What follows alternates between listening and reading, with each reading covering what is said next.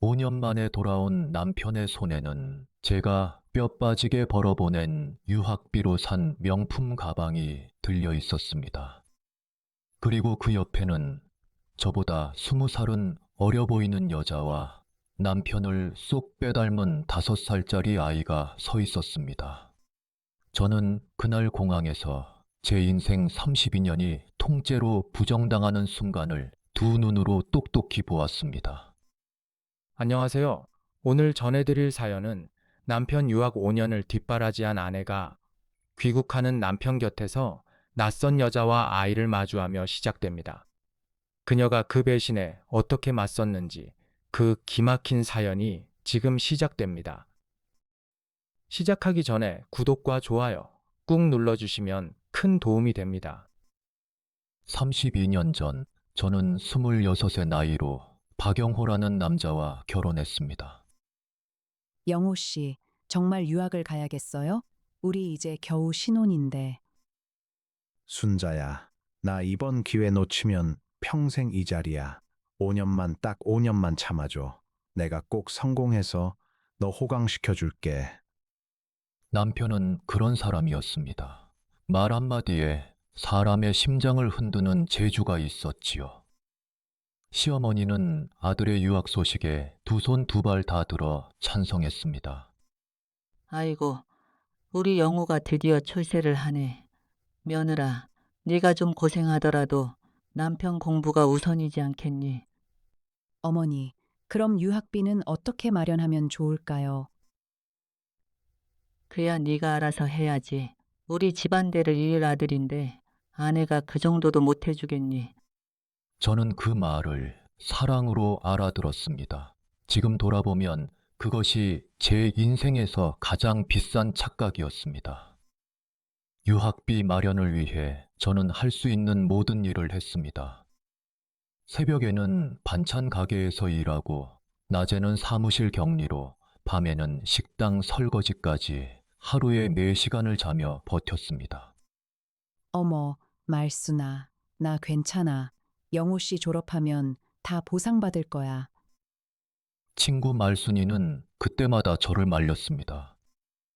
야, 김순자, 너 지금 제정신이니? 남편 유학비를 왜 내 혼자 벌어? 시댁은 손 하나 까딱 안 하면서. 시어머니가 허리가 아프시대. 아들 유학 보냈으면 며느리가 모셔야지. 그래, 그렇게 순둥이로 살다가 나중에 크게 한번 당해봐야 정신 차리지. 말순이의 그 말이 5년 뒤에 부메랑이 되어 돌아올 줄은 그때는 꿈에도 몰랐습니다. 출국이 2달 앞으로 다가왔을 때 저는 마지막 남은 카드를 꺼냈습니다. 친정어머니가 물려주신 평생 아끼시던 금부치와 제 명의의 작은 적금이었습니다. 어머니, 죄송해요. 이거 영호 씨 학비로 쓸게요. 나중에 꼭 갚아드릴게요. 어머니는 아무 말씀 없이 제 손을 꼭 잡아주셨습니다. 그 손의 온기를 저는 지금도 잊지 못합니다. 순자야, 고마워. 이 은혜 평생 잊지 않을게. 나만 믿어. 출국하던 날, 공항에서 남편은 제게 3가지를 약속했습니다. 첫째, 매주 일요일에 전화한다. 둘째, 졸업하는 날, 네가 제일 먼저 학사모를 씌워준다. 셋째, 돌아오면 그때부터는 내가 너를 평생 업고 산다. 알겠어요. 몸 건강히 잘 다녀와요. 시어머니는 제가 잘 모실게요. 비행기가 뜨는 것을 보며 저는 펑펑 울었습니다. 이별이 슬퍼서가 아니라 희망이 보여서 울었던 겁니다. 처음 3개월은 약속이 지켜졌습니다. 매주 일요일 밤 국제 전화 요금이 아까워 우리는 서로의 목소리를 아껴 들었습니다. 순자야, 여기 생활비가 생각보다 많이 든다. 이번 달에 조금만 더 붙여줄 수 있어? 그래요? 걱정 마세요. 제가 방법 찾아볼게요. 당신은 공부만 해요. 저는 그날부터 도시락 반찬을 김치 하나로 줄였습니다. 남편의 학비 앞에서 제 점심 한 끼는 사치였으니까요. 그런데 6개월째 되던 어느 일요일 전화가 오지 않았습니다. 다음 주에도 그 다음 주에도 전화기는 침묵했습니다. 어머니, 영호 씨한테 연락 없으셨어요? 벌써 3주째 전화가 없어요. 공부가 바쁘겠지, 뭐. 박사 과정이 얼마나 힘든데 네가 좀 이해해라. 자꾸 재촉하면 아들이 공부에 집중을 못 하잖니. 저는 시어머니의 말을 믿기로 했습니다. 믿고 싶었던 것인지도 모릅니다. 그로부터 한 달 뒤 남편에게서 짧은 편지 한 통이 도착했습니다. 편지에는 딱 2줄만 적혀 있었습니다. 바쁘다. 돈만 보내달라. 저는 그 편지를 밤새 들여다보며 이상한 예감을 애써 떨쳐냈습니다.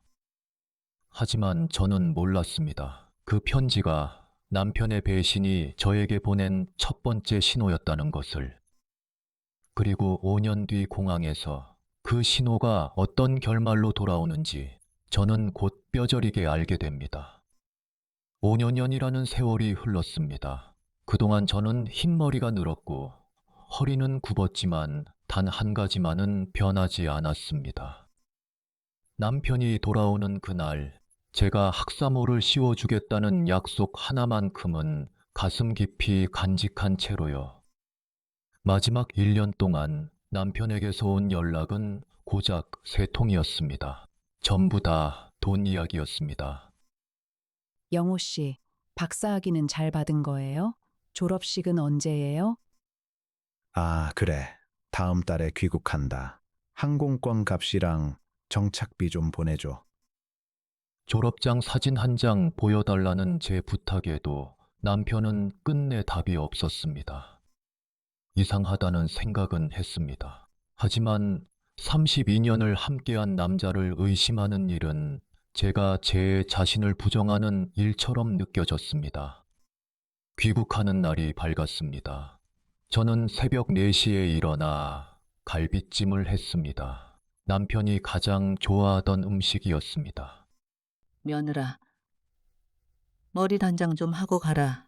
아들이 5년 만에 보는 아내 얼굴인데 그 꼴로 나가면 쓰니. 네, 어머니, 미용실 다녀올게요. 저는 생애 처음으로 파마를 하고 새 원피스를 샀습니다. 5년 동안 쓰지 않은 화장품도 샀습니다. 거울 속의 제 모습을 보며 저는 소녀처럼 설렜습니다. 이제 고생은 끝났다. 이제 남편이 나를 업고 살아주겠구나. 그렇게 믿었습니다. 인천공항 도착층 게이트 앞, 저는 꽃다발을 품에 안고 출구만 바라보았습니다. 어머니, 저기, 영호 씨다. 영호 씨. 아이고, 우리 아들. 아이고, 훤칠해졌네. 5년 만에 보는 남편은 사진 속보다 훨씬 젊어 보였습니다. 잘 차려입은 양복에 번들거리는 구두, 고생한 흔적이라고는 찾아볼 수 없었습니다. 그런데 이상했습니다. 남편은 저를 보고도 달려오지 않았습니다. 오히려 걸음을 늦췄습니다. 그리고 그 순간 남편의 뒤에서 한 여자가 걸어 나왔습니다. 30 중반쯤 되어 보이는 화장이 짙은 여자, 그리고 그 여자의 손에는 5살쯤 되어 보이는 남자아이가 매달려 있었습니다. 제가 안고 있던 꽃다발에서 꽃잎 한 장이 툭 떨어졌습니다. 영호 씨, 저 사람들은 누구예요? 순자야, 일단 집에 가서 이야기하자. 여기는 사람이 많잖아. 남편은 제 눈을 피했습니다. 그 5년 동안 단 한 번도 피한 적 없던 그 눈을 처음으로 피했습니다. 아이고, 우리 아들 수고했어. 빨리 집에 가자. 갈비찜 해왔어. 갈비찜. 시어머니는 그 여자와 아이를 보고도 조금도 놀라지 않았습니다. 마치 이미 알고 있었다는 듯이. 저는 그때 알아차렸습니다. 이 집안에서 나만 모르고 있었구나. 나만 바보가 되어 있었구나. 집에 도착하자마자 남편은 거실 소파에 앉아 담배를 꺼내 물었습니다. 5년 전에는 피우지 않던 담배였습니다. 순자야, 미안하다. 내가 거기서 사람을 만났어. 아이도 생겼고. 그게 무슨 소리예요? 나한테 약속했잖아요. 돌아오면 평생 나를 업고 산다고. 그건 옛날 이야기고, 사람 마음이 다 그렇지. 나도 어쩔 수 없었어. 어쩔 수 없었다. 5년의 뒷바라지가 그 네 글자로 지워지는 순간이었습니다. 어머니도 알고 계셨어요? 이 사실을 알고 계셨냐고요? 야, 이 사람아. 남자가 해외에서 5년을 혼자 사는데 그럴 수도 있지. 네가 대범하게 받아들여라. 아이도 우리 집 핏줄인데 어디 내쫓겠니? 시어머니의 입에서 나온 그 말에 저는 그만 다리에 힘이 풀려 주저앉고 말았습니다. 그 여자는 거실 한가운데 서서 집안을 둘러보며 말했습니다. 여보, 우리 방은 어디야? 애가 피곤해해서 좀 재워야 하는데. 우리 방, 제가 32년을 지켜온 이 집에서 그 여자가 우리 방을 찾고 있었습니다. 박영호는 제게 마지막 일격을 가했습니다. 순자야, 이혼하자. 네가 원하는 조건을 말해봐. 내가 들어줄게. 저는 그 자리에서 아무 대답도 하지 못했습니다. 대답할 힘이 없었던 것이 아닙니다. 대답하기 전에 제 가슴 속에서 무언가가 부서지는 소리가 들렸기 때문입니다. 그것은 분노였습니다. 32년 동안 한 번도 제대로 타오른 적 없던 제 안의 불이었습니다. 그리고 저는 그날 밤 방에 들어가 문을 잠그고 서랍 깊은 곳에서 낡은 상자 하나를 꺼냈습니다. 거기에는 5년 동안 제가 모아온 것들이 들어 있었습니다. 남편에게 보낸 송금 영수증 전부, 남편이 보낸 편지와 문자 전부, 그리고 시어머니가 미국으로 돈을 붙인 기록까지. 저는 왜 그것들을 버리지 않았는지 그때는 저도 몰랐습니다. 하지만 이제는 압니다. 제 인생이 저에게 싸울 무기를 준비해 두라고 속삭였던 겁니다. 밤새 낡은 상자 속의 기록들을 하나하나 펼쳐본 저는 새벽녘에 이르러서야 비로소 깨달았습니다. 5년 동안 제가 보낸 돈이 총 2억 3천만 원이 넘는다는 사실을, 친정 어머니의 유산까지 보태 피땀 흘려 모은 그 돈이 남편의 공부가 아니라 다른 여자와의 새 살림에 쓰였을 거라는 사실을. 말순아, 나 지금 미칠 것 같아. 2억 3천이야. 내가 새벽마다 반찬을 해다 팔고 밤마다 그릇을 닦아서 모은 돈이 고작 그 여자 손에 들어간 거야. 뭐라고? 2억 3천? 김순자, 너 그 돈을 어떻게 다 모았니? 너 정말 미쳤구나. 말순이는 전화기 너머에서 한참을 울었습니다. 저 대신 울어주는 친구의 목소리를 들으며 저는 오히려 눈물이 나지 않았습니다. 눈물이 마른 것이 아니었습니다. 울 시간에 제가 무엇을 해야 하는지 머릿속이 차가워지고 있었습니다. 말순아, 너희 남편 변호사라고 했지. 나 좀 만나게 해줘. 당연하지. 우리 영석이 이런 사건 전문이야. 오늘 저녁에 우리 집으로 와. 그날 저녁, 저는 말순이의 남편 최영석 변호사를 만났습니다. 김순자 씨, 상황은 대략 들었습니다. 그런데 제가 드릴 첫 번째 질문은 이혼을 원하시냐는 겁니다. 이혼요? 저는 이혼을 원하는 게 아닙니다. 저는 제 32년을 돌려받고 싶습니다. 그 32년은 돌아오지 않습니다. 하지만 그 32년의 값어치를 법으로라도 증명할 수는 있습니다.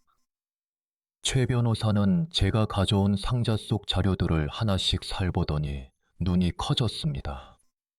이거 대단하신데요. 송금 영수증이 날짜별로 전부 있고 심지어 박영호 씨가 보낸 편지에 학비 명목으로 돈 달라는 내용까지 그대로 있네요. 그게 도움이 되나요? 도움이 되는 정도가 아닙니다. 이건 완벽한 증거입니다. 남편이 혼인 관계를 파탄낸 유책 배우자라는 걸 입증할 수 있어요. 최 변호사는 세 가지를 할 수 있다고 했습니다. 위자료 청구, 재산 분할, 그리고 부당이득 반환 청구. 그런데 김순자 씨 하나만 더 확인할게요. 시어머니가 미국으로 돈을 붙인 기록이라고 하셨죠? 네, 우연히 시어머니 방에서 봤어요.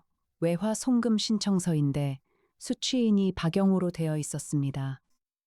그 액수가 얼마였나요?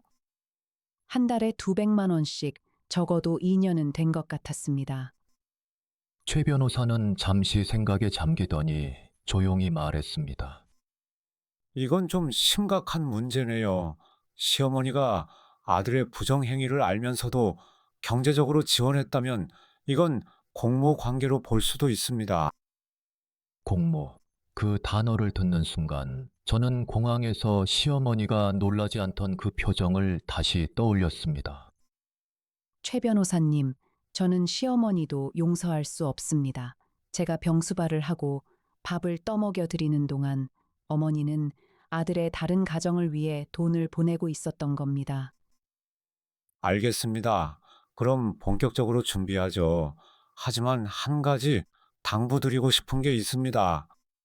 말씀하세요. 지금부터 아무것도 모르는 척 하세요. 박영호 씨가 조건을 말하라고 했죠. 그 말에 바로 대답하지 말고 시간을 끄세요. 저는 왜 그래야 하는지 물었습니다. 지금 박영호 씨 측이 급한 건 그 여자와 아이 때문일 겁니다. 혼인 신고를 해야 아이를 호적에 올리죠. 그들이 조급해질수록 우리가 유리해집니다. 그 말을 듣고 나니 제 가슴 속에 차갑고 단단한 계획 하나가 세워지기 시작했습니다. 집에 돌아오니 박영호는 안방을 그 여자에게 내주고 저에게는 작은 방을 쓰라고 했습니다. 순자야, 당분간 불편하겠지만 참아. 이혼 서류만 정리되면 네가 살 집 알아봐 줄게. 알았어요. 저는 고분고분하게 대답했습니다. 박영호의 얼굴에 안도의 빛이 스쳤습니다. 그는 제가 여전히 그가 알던 그 순둥이 김순자인 줄 알았습니다. 하지만 그날 밤부터 저는 조용히 움직이기 시작했습니다. 첫 번째로 한 일은 시어머니의 외화 송금 기록을 확보하는 일이었습니다. 시어머니가 목욕탕에 간 사이 저는 방에 들어가 서랍을 뒤졌습니다. 그리고 거기서 저는 예상보다 훨씬 충격적인 것을 발견하고 말았습니다. 외화 송금 신청서 더미 밑에 한 장의 사진이 숨겨져 있었습니다. 그 사진 속에는 3년 전 미국에서 찍은 가족 사진이 있었습니다. 박영호와 그 여자, 그리고 아이, 그 옆에 활짝 웃고 있는 시어머니가 서 있었습니다. 시어머니는 3년 전에 미국에 다녀온 것이었습니다. 제가 병석의 시아버지를 간호하느라 눈코 뜰 새 없던 그 시기에 제가 밤새 대소변을 받아내며 시아버지를 지켰던 그 시간에 시어머니는 미국에서 새 며느리와 손주를 만나고 있었던 겁니다. 저는 사진을 손에 쥐고 한참 동안 움직이지 못했습니다. 분노가 아니었습니다. 그것은 분노보다 훨씬 깊고 차가운 배신의 심연이었습니다. 그리고 저는 결심했습니다. 이 싸움은 돈을 되찾는 싸움이 아니라 제 32여 년의 명예를 되찾는 싸움이 되어야 한다고. 사진을 발견한 다음 날부터 저는 완전히 다른 사람이 되었습니다. 겉으로는 여전히 순둥이 며느리였지만 속으로는 5년치의 배신을 한 줄 한 줄 증거로 엮어가는 사람이 되었습니다. 최 변호사의 조언대로 저는 박영호에게 시간을 달라고 했습니다. 이혼은 하겠어요. 하지만 32년을 함께 살았는데 서류 몇 장으로 끝내기엔 억울한 게 많아요. 한 달만 시간을 주세요. 한 달? 뭐 하려고 그러는데? 정리할 게 있잖아요. 친정에도 알려야 하고 제 마음도 정리해야죠. 박영호는 잠시 의심하는 눈치였지만 이내 고개를 끄덕였습니다. 그에게 한 달은 별것 아닌 시간이었을 겁니다. 그러나 제게 그 한 달은 32년을 걸고 준비하는 전쟁의 시간이었습니다. 먼저 송금 내역을 전부 정리했습니다. 은행에 가서 5년치 거래 내역을 통장 사본과 함께 발급받았습니다. 그리고 친정 어머니의 유산을 유학비로 썼다는 증거를 찾기 위해 친정 언니를 만났습니다. 언니, 엄마가 나한테 주신 금부치 기억나지? 당연히 기억나지. 엄마가 평생 아끼시던 건데, 너 그거 왜? 그거 내가 영호 씨 학비로 썼어.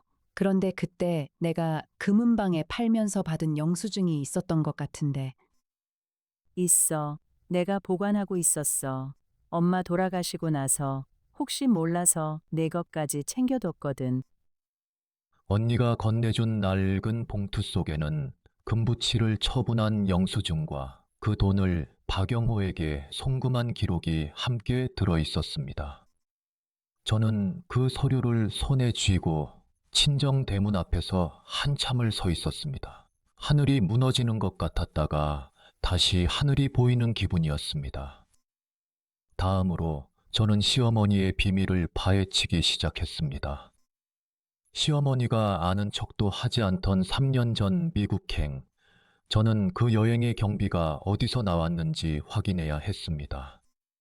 시어머니의 통장 사본을 직접 볼 수는 없었지만 집안 살림을 제가 도맡아 했기에 들어오고 나가는 돈의 흐름은 대략 알고 있었습니다.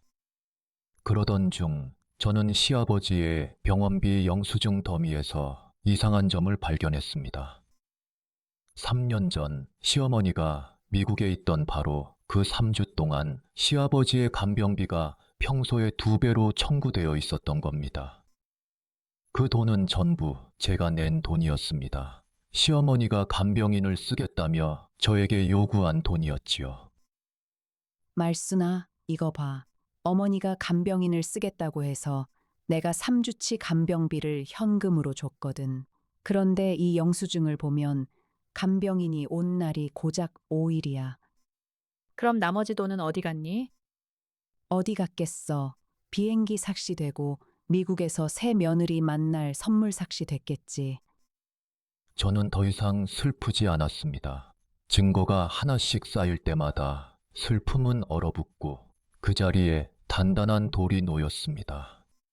그 무렵 박영호가 먼저 초조해지기 시작했습니다. 순자야, 한 달 중에 벌써 보름이 지났다. 언제까지 기다려야 하는 거야? 아직 정리가 안 끝났어요. 좀 더 기다려주세요. 아이가 유치원에 들어가야 해. 혼인신고를 빨리 해야 한다고. 혼인신고, 최 변호사의 말이 맞았습니다. 저들이 급한 건 돈이 아니라 시간이었습니다. 저는 그 사실을 알면서도 표정 하나 바꾸지 않았습니다.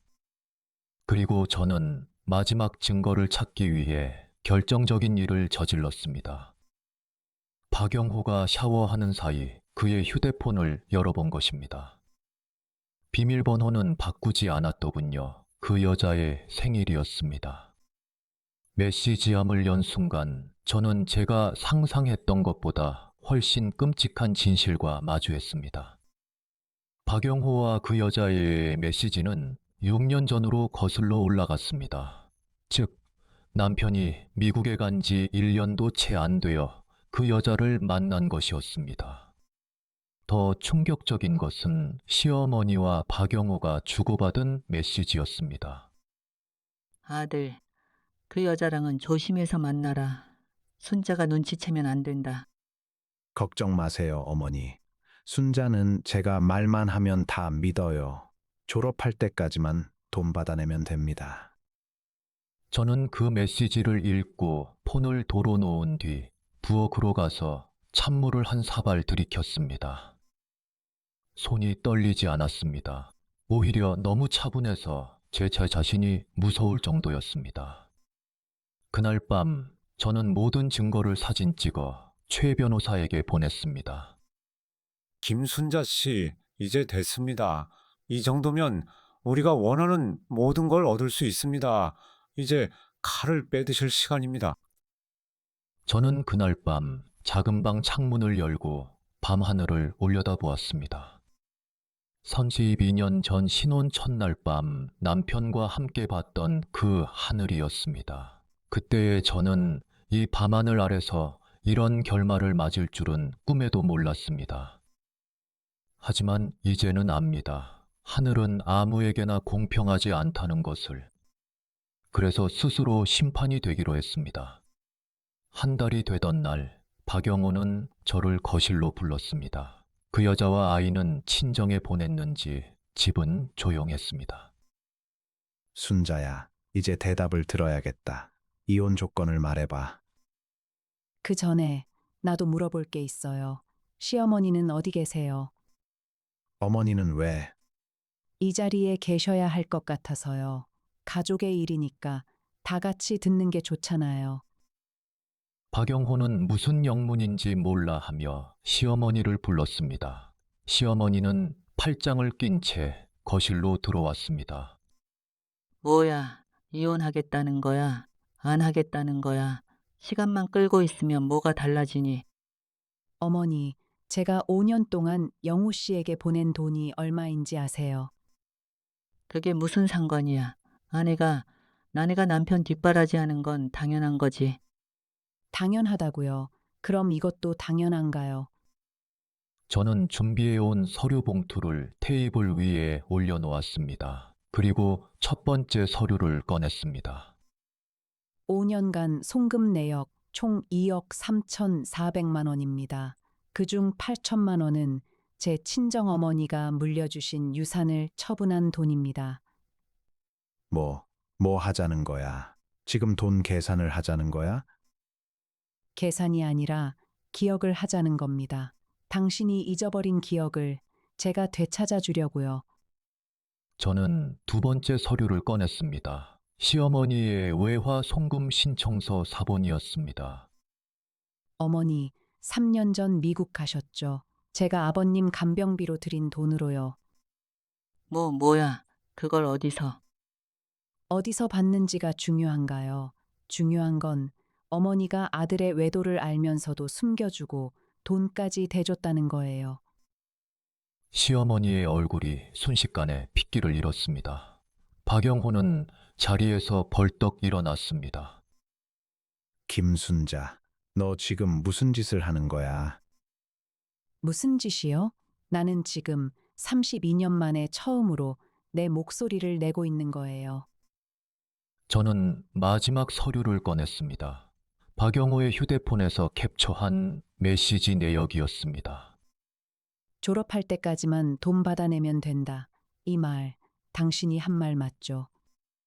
거실이 쥐죽은 듯 조용해졌습니다. 박영호의 입술이 파르르 떨렸고 시어머니는 의자를 꽉 붙잡았습니다.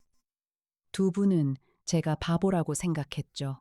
말만 하면 다 믿는 평생 그렇게 살아온 김순자라고 생각했죠. 맞아요. 저는 바보였어요. 하지만 바보에게도 한 가지 재주는 있어요. 잊지 않는 재주요. 박영호는 한참을 서 있다가 갑자기 태도를 바꿨습니다. 순자야, 우리 대화로 풀자. 내가 잘못한 거 인정해. 위자료, 네가 원하는 만큼 줄게. 원하는 만큼요. 좋아요. 그럼 말씀드리죠. 위자료 3억, 이 집 제 명의로 넘기세요. 뭐야? 이 미친년이 이 집이 어떤 집인데? 어떤 집이죠? 제가 32년을 살며 시부모 병수발하고 살림 다 하고 남편 유학비까지 벌어다 낸 집이죠. 저는 시어머니의 호통에도 눈 하나 깜빡하지 않았습니다. 이 조건을 받아들이지 않으시면 저는 소송을 합니다. 위자료 청구, 재산 분할, 그리고 부당이득 반환 청구까지. 그리고 이 모든 증거는 법원에 제출될 겁니다. 소송, 네가 나를 고소하겠다고? 고소가 아니라 청구예요. 법이 저에게 준 권리를 행사하는 거죠. 저는 최 변호사가 준비해준 소장 초본을 꺼내 보였습니다. 박영호는 그 서류를 보는 순간 완전히 무너졌습니다. 그는 다리가 풀려 소파에 주저앉았습니다. 아이고, 이 집안 망했다. 아이고, 내가 무슨 죄를 졌다고. 어머니가 지은 죄 정말 모르세요. 그럼 제가 알려드릴게요. 저는 시어머니를 똑바로 바라보며 말했습니다. 첫째, 아들의 잘못을 알면서도 방조한 죄. 둘째, 며느리의 피땀을 아들의 배신에 쓰게 한 죄. 셋째, 병든 남편을 며느리에게 맡기고 새 며느리 보러 간 죄. 이 세 가지 죄는 법원에서 묻지 않습니다. 하지만 저는 묻겠습니다. 평생 어머니 가슴에 남도록. 시어머니는 아무 대답도 하지 못했습니다. 그저 두 손으로 얼굴을 감쌀 뿐이었습니다. 순자야, 제발 우리 32년을 생각해. 내가 정말 이럴 수 있어. 그 말 똑똑히 들었어요. 32년을 생각하라고요. 그래서 생각했어요. 그 32년 동안 당신이 나에게 해준 게 뭐가 있는지, 당신이 나를 위해 희생한 게 뭐가 있는지. 하나도 없더군요. 그러니 이제 저도 당신을 위해 희생할 이유가 없어요. 저는 그 말을 남기고 작은 방으로 돌아왔습니다. 그리고 문을 닫는 순간 저는 처음으로 울었습니다. 서러워서 운 것이 아니었습니다. 32년 만에 제 목소리를 냈다는 안도감에 운 겁니다. 하지만 싸움은 아직 끝나지 않았습니다. 박영호는 그날 밤 마지막 수를 던질 준비를 하고 있었습니다. 다음 날 새벽, 저는 이상한 소리에 잠을 깼습니다. 박영호가 전화로 누군가와 다급하게 이야기하고 있었습니다. 알았어. 알았다고. 서류부터 빼돌려. 통장도 다 정리해. 순자가 알기 전에. 저는 즉시 알아차렸습니다. 박영호가 재산을 숨기려 한다는 것을. 아침이 되자마자 저는 최 변호사에게 전화를 걸었습니다. 예상했던 수순입니다. 걱정 마세요. 이미 대비해뒀습니다. 데비요? 며칠 전 법원에 재산 명시 신청과 함께 가처분 신청을 준비해뒀습니다. 박영호 씨가 재산을 처분하거나 이전하는 걸 미리 막아둔 겁니다. 저는 그 말을 듣고 가슴을 쓸어내렸습니다. 혼자 싸우는 게 아니라는 사실이 그토록 큰 힘이 될 줄은 몰랐습니다. 그리고 김순자 씨, 하나 더 있습니다. 제가 조사해보니 박영호 씨가 귀국 직후 시어머니 명의로 상가 하나를 알아본 정황이 있어요. 상가요? 무슨 돈으로요? 그게 문제입니다. 아마도 김순자 씨가 보낸 돈의 일부가 미국에서 그대로 남아 있었던 것으로 보입니다. 저는 잠시 숨을 멈췄습니다. 2억 3천이 전부가 아니었다는 것. 그들은 아직도 제 돈을 쥐고 있었던 겁니다. 그날 오후 예상치 못한 손님이 찾아왔습니다. 바로 그 여자였습니다. 아주머니, 잠깐 이야기 좀 해요. 저는 현관 앞에서 그 여자를 가만히 바라보았습니다. 공항에서 본 그 화려한 모습은 온데간데 없고 눈 밑은 퀭했습니다. 무슨 이야기를 하고 싶은데요? 소송한다면서요. 그럼 저희 아이는 어쩌라고요? 아이는 무슨 죄가 있어요? 아이는 죄가 없죠. 죄는 어른들이 졌으니까요. 저도 속았어요. 영호 씨가 이혼한 사이라고 했어요. 아내랑은 이미 끝난 사이라고. 저는 그 여자의 말에 잠시 생각에 잠겼습니다. 만약 그것이 사실이라면 이 여자도 피해자일 수 있었습니다. 그 말이 사실이라면 증거가 있어야겠네요. 영호 씨가 그렇게 말했다는 증거요. 있어요. 메시지도 있고 녹음도 있어요. 저도 바보가 아니거든요. 저는 그 여자를 집 안으로 들였습니다. 그리고 우리는 처음으로 마주 앉았습니다. 그 여자가 보여준 메시지 속에서 박영호는 뻔뻔하게도 거짓말을 하고 있었습니다. 이거 보세요. 아내와는 3년 전에 합의 이혼했다고. 위자료도 다 줬다고 저는 그 말을 믿었어요. 아이가 생긴 건 언제쯤이었죠? 영호 씨가 미국 간 지 2년째 되던 해요. 그때도 저는 그 사람이 돌싱인 줄 알았어요. 저는 그 여자의 이야기를 들으며 기묘한 감정에 사로잡혔습니다. 미워해야 할 사람인데 미움보다 치근함이 먼저 올라왔습니다. 그럼 지금은 왜 저를 찾아왔어요? 박영호가 어제 저한테 말했어요. 소송에서 지면 다 끝이라고. 그러니 아이 데리고 당분간 몸을 숨기라고요. 그 말을 듣는 순간 깨달았어요. 이 사람은 위기가 오면 여자부터 버리는 사람이구나. 그렇게 버려졌잖아요.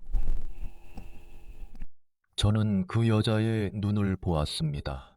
거기에는 저와 같은 종류의 상처가 있었습니다. 이름이 뭐예요? 서지영이요. 지영 씨, 그 증거들 저에게 줄 수 있어요. 그러면 저도 약속할게요. 아이에게 해가 가는 일은 제가 맡겠다고. 서지영 씨는 한참을 망설이다 고개를 끄덕였습니다. 그날 밤 박영호는 집에 들어오자마자 저에게 쏘아붙였습니다. 너 지영이 만났지? 무슨 이야기를 했어? 왜요? 두렵나요? 제가 무슨 이야기를 들었을지. 김순자, 너 정말 이럴 거야. 32년을 같이 산 사람한테. 그 32년 이야기, 이제 지겨워요. 당신이 32년을 같이 산 사람한테 뭘 했는데요. 박영호는 더 이상 말을 잇지 못하고 안방으로 들어가 버렸습니다. 저는 그날 밤 서지영 씨에게 받은 자료들을 최 변호사에게 전달했습니다. 이거 결정타입니다. 박영호 씨가 이중으로 거짓말을 한 게 전부 드러났어요. 이제 소송은 우리가 이깁니다. 그런데 최 변호사님, 부탁이 하나 있습니다. 말씀하세요. 서지영 씨와 그 아이는 이 싸움에서 빼주세요. 그 사람도 속은 사람이니까요. 알겠습니다. 김순자 씨는 참 대단한 분이십니다. 전화를 끊고 나서 저는 오래도록 창밖을 바라보았습니다. 적이라고 생각했던 사람이 사실은 같은 피해자였다는 사실이 제 마음 한구석을 이상하게 만들었습니다. 그리고 저는 문득 깨달았습니다. 진짜 적은 여자가 아니라 여자를 도구처럼 쓰고 버리는 시스템이었다는 것을. 그 시스템의 정점에 박영호가 있었고 시어머니가 있었습니다. 소송 준비가 마무리되던 어느 날 시어머니가 제 방문을 두드렸습니다. 며느라, 잠깐 이야기 좀 하자. 시어머니의 목소리가 처음으로 낮았습니다. 저는 문을 열어주었습니다. 시어머니가 무슨 말을 하려고 하는지 저는 대략 짐작하고 있었습니다. 그리고 그 말을 듣는 순간 저는 32년 시집살이의 마지막 그림자와 정면으로 마주하게 됩니다. 시어머니는 제 방에 들어와 한참을 망설이다가 무릎을 꿇었습니다. 며느라, 내가 잘못했다. 내가 다 잘못했어. 소송만은 하지 마라. 32년 동안 저에게 한 번도 허리를 숙인 적 없던 시어머니가 지금 제 앞에 무릎을 꿇고 있었습니다. 어머니, 일어나세요. 이제 와서 이러시는 건 아무 의미가 없어요. 영호가 망하면 나도 망해. 이 집도 날아가고 노후도 없어져. 제발 네가 한 번만 봐줘라. 어머니가 걱정하는 건 제가 아니라 어머니 자신이군요. 시어머니는 제 말에 눈을 피했습니다. 어머니, 제가 이 집에 시집 온 지 32년 됐어요. 그동안 제가 어머니를 어떻게 모셨는지 어머니는 아세요. 알지. 알고 말고 네가 나한테 잘한 건 내가 다 알지. 아니에요. 모르세요. 아시면 그런 짓을 못 하셨을 거예요. 저는 천천히 그러나 분명하게 말을 이었습니다. 아버님 중풍으로 쓰러지셨을 때 7년 동안 대소변 받아낸 사람이 누구예요? 어머니는 딱 3번 병원에 오셨어요. 3번 다 30분을 안 계셨고요. 어머니 허리 수술하셨을 때 보름 동안 밤새 간호한 사람도 저예요. 그때 영호 씨는 미국에 있었죠. 어머니는 그 사실을 미국에 있는 아들에게 알렸나요? 그건 알리지 않으셨죠. 아들이 걱정할까 봐서요. 대신 저에게는 티끌만 한 불평도 못하게 하셨죠. 시어머니는 아무 대답도 하지 못했습니다. 저는 멈추지 않았습니다. 그런데 어머니는 뭘 하셨어요? 제가 아버님 간병비로 드린 돈으로 미국에 가셨어요. 아들의 새 여자와 새 손주를 보러요. 그 사진에서 어머니는 제가 본 어머니의 어떤 웃음보다 환하게 웃고 계셨어요. 저는 마지막 말을 하기 전 잠시 숨을 골랐습니다. 어머니가 저에게 지은 죄는 돈의 문제가 아니에요. 제 32년을 어머니가 한순간에 거짓말로 만들었다는 거예요. 시어머니는 땅바닥에 엎드려 울기 시작했습니다. 그 울음이 가짜인지 진짜인지 저는 알 수 없었습니다. 아니, 어쩌면 진짜였을지도 모릅니다. 하지만 진짜 눈물이라고 해도 이미 늦은 눈물이었습니다. 어머니, 소송은 계속됩니다. 하지만 한 가지만 약속드릴게요. 법이 허락하는 선에서 어머니가 길거리에 나앉는 일은 없게 하겠습니다. 정말이냐? 정말 그렇게 해줄 거냐? 그것이 32년 동안 어머니를 어머니라고 불렀던 사람이 드릴 수 있는 마지막 예의예요. 시어머니가 돌아간 뒤 저는 혼자 오래도록 앉아 있었습니다. 이기는 싸움인데 마음이 무거웠습니다.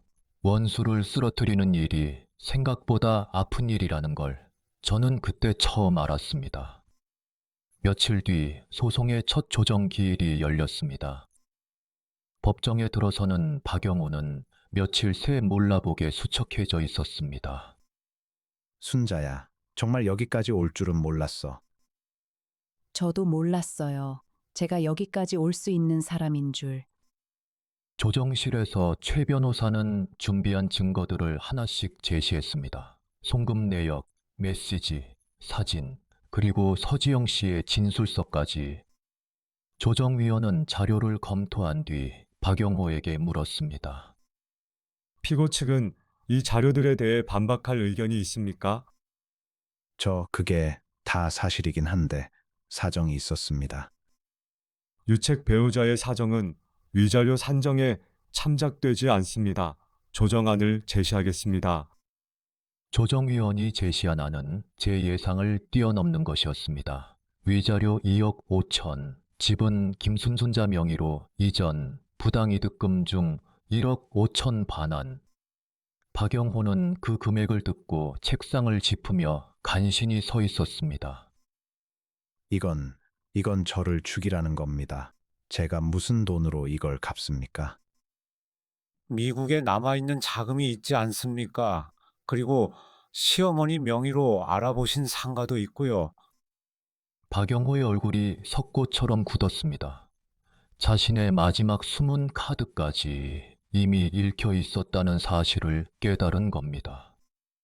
조정은 결렬되었고 사건은 정식 재판으로 넘어갔습니다. 재판이 끝난 날 저는 법원 앞 계단에서 말순이를 만났습니다. 순자야, 이제 다 끝났어. 네가 이겼어. 말순아, 이상해. 이겼는데 기쁘지가 않아. 그게 당연해. 32년을 걸고 이긴 승리인데 어떻게 기쁘기만 하겠니?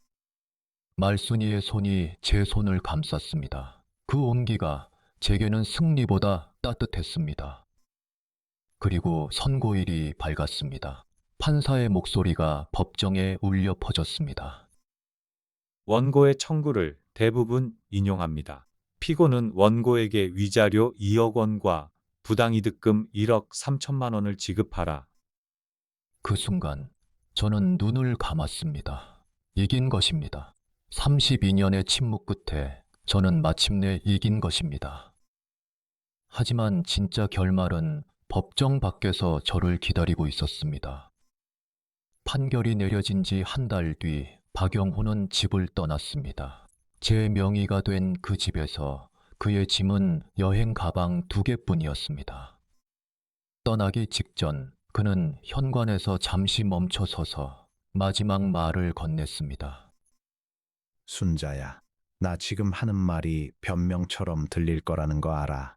그래도 한 가지만은 말하고 싶어. 말씀하세요. 내가 보내준 돈으로 처음에는 정말 공부만 했어. 그런데 어느 순간부터 그 돈이 하수구처럼 느껴졌어.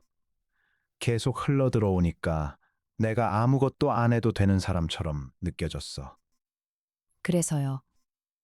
그래서 내가 너를 하수구처럼 대한 거야. 네 희생이 당연해서 네 존재까지 당연해진 거야.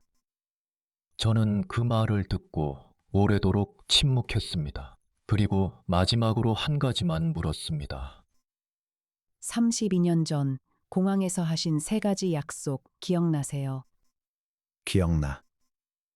그 중에 하나라도 지키실 생각이 있었나요?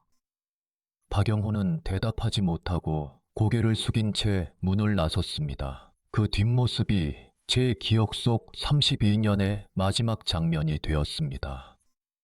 시어머니는 아들을 따라 작은 아파트로 이사를 갔습니다. 떠나기 전 저는 약속대로 시어머니의 노후 자금 일부를 남겨드렸습니다. 며느라, 아니, 이제 며느리도 아니지. 내가 너한테 뭐라고 불러야 할지 모르겠다.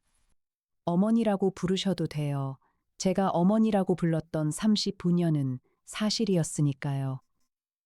미안하다. 늦었지만 진심으로 미안하다. 시어머니의 그 사과를 듣는 순간 저는 이상하게도 마음이 가벼워졌습니다. 용서해서가 아니라 더 이상 미워할 힘도 남기고 싶지 않았기 때문입니다. 서지영 씨는 아이를 데리고 지방의 작은 도시로 내려갔습니다. 떠나기 전 저에게 편지를 보내왔습니다. 편지에는 이렇게 쓰여 있었습니다. 아주머니 덕분에 저도 제 인생을 되찾을 용기가 생겼습니다. 아이는 반드시 바르게 키우겠습니다. 저는 그 편지를 읽고 처음으로 그 여자를 위해 기도했습니다. 같은 상처를 가진 여자가 같은 함정에 빠지지 않기를 바라며, 그리고 저의 새 인생이 시작되었습니다. 위자료와 반환금으로 저는 오래된 꿈 하나를 이뤘습니다. 동네 어귀에 작은 반찬 가게를 연 것입니다. 32년 전 남편 유학비를 벌기 위해 새벽마다 만들던 그 반찬들이 이제는 제 이름을 걸고 팔리고 있습니다. 김순자, 이 김치는 진짜 예술이다. 너 이 손맛을 32년 동안 남편한테만 썼다니 세상이 불공평하네. 이제는 세상에 나눠주려고. 늦었지만 시작이 반인 거 모르니. 가게를 연 지 3달째 되던 날, 최 변호사가 찾아왔습니다. 김순자 씨, 잘 지내시죠? 소문 들었어요. 여기 반찬이 맛있다고. 오셨어요. 앉으세요. 제가 맛보여 드릴게요. 그런데 오늘은 사실 다른 이야기를 하러 왔습니다. 저희 사무실에 김순자 씨 같은 분들이 많이 찾아오세요. 혹시 그분들께 해주고 싶은 말이 있으신가요? 저는 잠시 생각에 잠겼습니다. 그리고 제 인생 58년을 관통하는 한 가지 진실을 꺼냈습니다. 이렇게 전해주세요. 당신의 희생을 당연하게 여기는 사람에게는 희생하지 마시라고.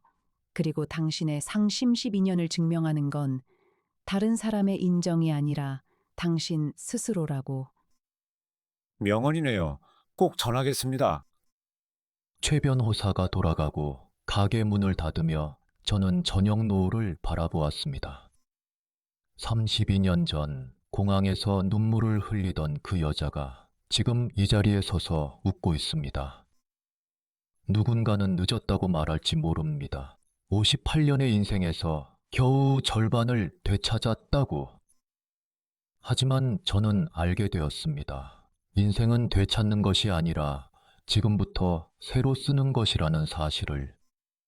제 32년은 헛되지 않았습니다. 그 세월이 저에게 가르쳐 준 것은 침묵이 아니라 목소리였고 순종이 아니라 존엄이었습니다. 내일 아침에도 저는 새벽 4시에 일어나 반찬을 만들 것입니다. 하지만 이번에는 누구를 위해서가 아니라 오직 저를 위해서. 오늘 사연 어떻게 들으셨나요? 32년의 희생이 배신으로 돌아왔을 때 주인공은 무너지는 대신 서류 한 장 한 장으로 자신의 인생을 다시 세웠습니다. 진짜 싸이다는 남을 망하게 하는 게 아니라 무너진 자기 삶을 스스로 일으켜 세우는 일이 아니었나 싶습니다. 시청자 여러분의 생각은 어떠신가요? 댓글로 소중한 의견 남겨주시면 큰 힘이 됩니다. 사연이 마음에 드셨다면 구독과 좋아요 꼭 부탁드립니다. 다음 사연도 기대해 주세요.